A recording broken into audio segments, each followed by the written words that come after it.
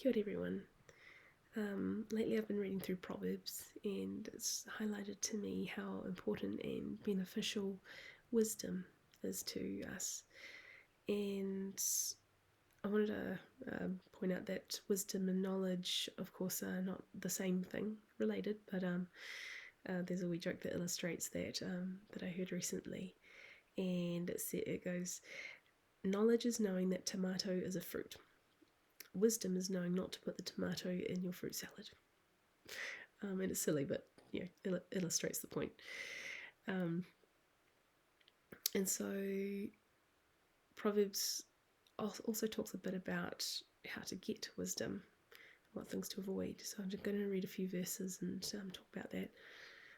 The first is Proverbs 11 verse 2. It says, when pride comes, then comes disgrace, but with humility comes wisdom. Proverbs 1 verse 7. The fear of the Lord is the beginning of knowledge, but fools despise wisdom and instruction. In Proverbs 9 verses 8 onwards. Do not rebuke mockers, or they will hate you. Rebuke the wise, and they will love you. Instruct the wise, and they will be wiser still. Teach the righteous, and they will add to their learning.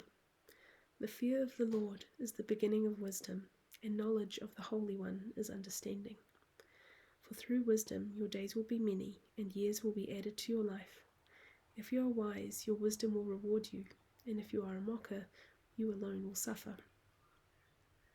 So all this is kind of telling me that to have wisdom you need a certain humility and a certain fear of the Lord as well. And you need to be open to instruction and rebuke, and you also need to avoid being proud and mocking and getting into violence and those sorts of things. And it's starting to kind of sound a little complicated. But then Matthew 11 verses 29 came to mind. And that's Jesus talking. And he says, take my yoke upon you and learn from me, for I am gentle and humble in heart, and you will find rest for your souls. Christ is where we find our wisdom. He embodies it.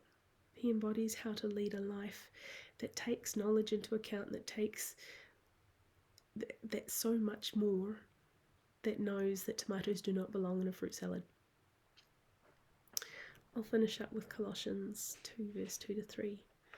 My goal is that they may be encouraged in heart and united in love, so that they may have the full riches of complete understanding, in order that they may know the mystery of God, namely Christ, in whom are hidden all the treasures of wisdom and knowledge. Look to him for your wisdom today and every day. Be blessed.